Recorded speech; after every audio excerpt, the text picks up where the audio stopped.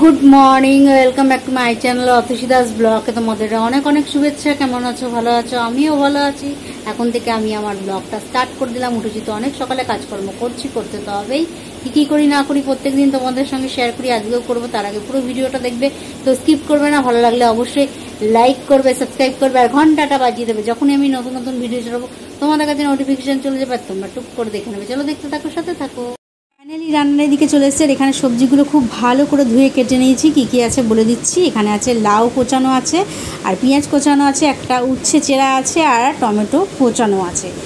আর এদিকে চলে আসলাম। এদিকে চিংড়ি মাছগুলো খুব ভালো করে খোসা ছাড়িয়ে নুন হলুদ মাখিয়ে নিয়েছি। আর এখানে মশলাটা বেটে নিয়েছি।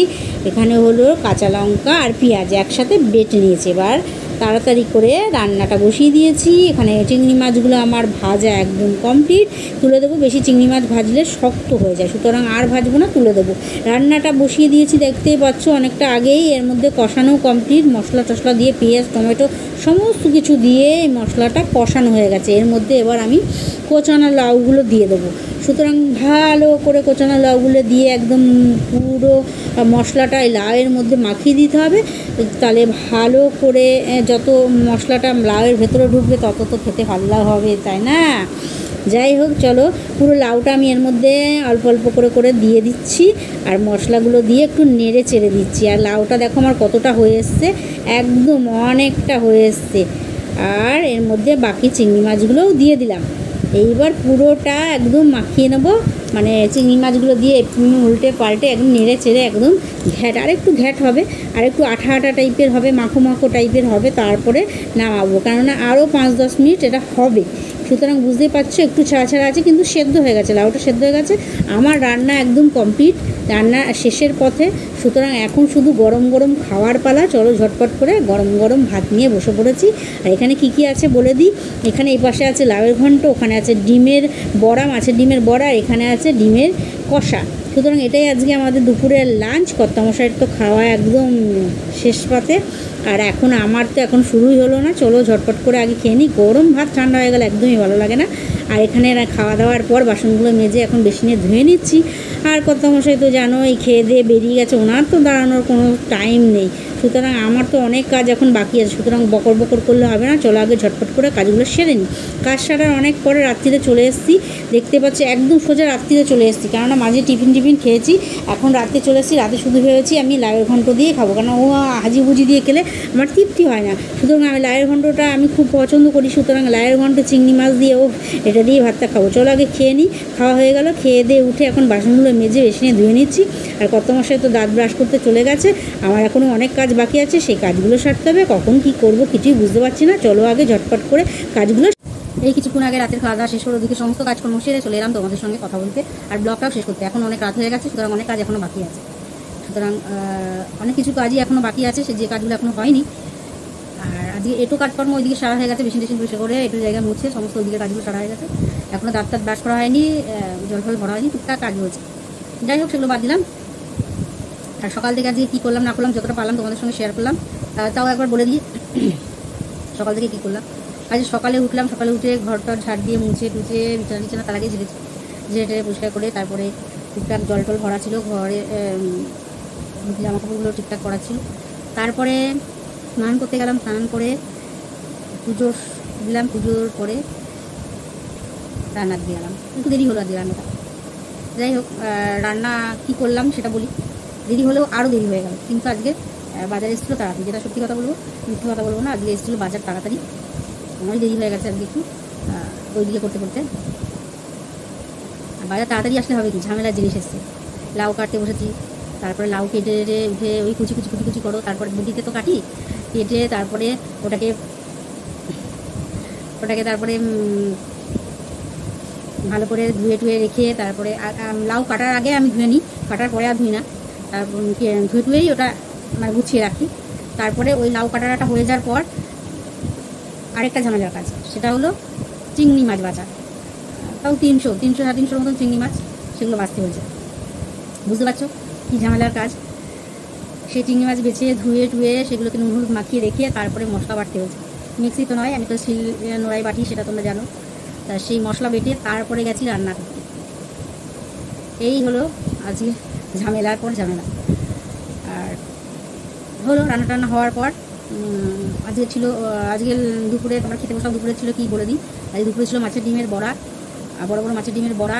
তারপরে ছিল ডিমের কারি মানে ডিমের একদম শুকনো মাখা মাখা পেঁয়াজ দিয়ে টমেটো দিয়ে মাখা মাখা। আর ছিল লায়ের ঘন্ট চিংড়ি মাছ দিয়ে। আর ছিল উচ্ছে সেদ্ধ কর্তা মশাইয়ের জন্য। এটাই ছিল আজকে দুপুরে লাঞ্চ। তা দুপুরে লাঞ্চ সেরে তো কর্তা মশাই খেয়ে দিয়ে বেরিয়ে গেছেন। তারপরে আমি ওইদিকের বাসন টাসন ধুয়ে পরিষ্কার করে মেজে ঘুষে সমস্ত কিছু মুছে টুছে চলে গেছি হাত মুখ ধুতে। কেননা চিংড়ি মাছটা বেশি তো ছিটকে মিটকে গায়ের মধ্যে আসে। আর চিংড়ি মাছের দেখবে খোসাগুলো রেখে দিলে একটা কেমন পচা দুর্গন্ধ হয়। তো ওই চিংড়ি মাছের এমনি কোনো যতক্ষণ বেটেছি রান্না করছি কোনো গন্ধ নেই, রেখে দিলে অনেকক্ষণ যদি তুমি স্টে করে রেখে দাও তাহলে সেটা গন্ধ হয়ে যায়। তারপর কত মশাই এসে তখন ফেলে দিয়েছে। তা ওই জন্যই আমি আমার হাত মুখ ধুতে গেছি। তা হাত মুখ ধুতে গিয়ে দেখি একটুও জল নেই। জল তো নেই।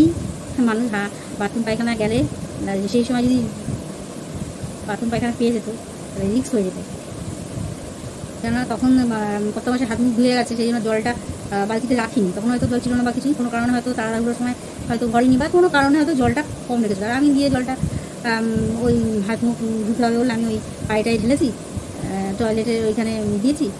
তারপর সেই ছুঁচো আর ইঁদুর না ছুঁচো সেই সারা বাথরুমটার মধ্যে পটি করে রেখেছে, সেইগুলো ধোয়াতে গেছিলাম। তা তো জল নেই, আর কিছু করা গেল না। তা কোনো মতন আমি ওই 3 মগ জল তোমরা শুনে রাখো, 3 মগ জল, কেউ 3 মগ জল দিয়ে 1 মগ জল দিয়ে হাতটা তুলে এরকম করে ডলেছি। তারপরে আরেক মগ জল দিয়ে আরেকবার ডলেছি, আরেক মগ জল দিয়ে আরেকবার ডলেছি। ব্যাস এই 3 মগ জল পেয়েছি। 3 মগ জল দিয়ে হাত মুখ মুখ ধুইনি, হাত পা ধুয়ে চলে এসেছি। তারপর পরে জল এসছে। তারপরে বালতি তো খালি ছিল, পরে গিয়ে বালতিটা ভরেছি। আমি 1 বালতি জল রাখি, কেননা সুবিধার সময় বাথরুম টাথরুমে যেতে হয় তো সেই জন্য। যাই হোক, জলের সমস্যা।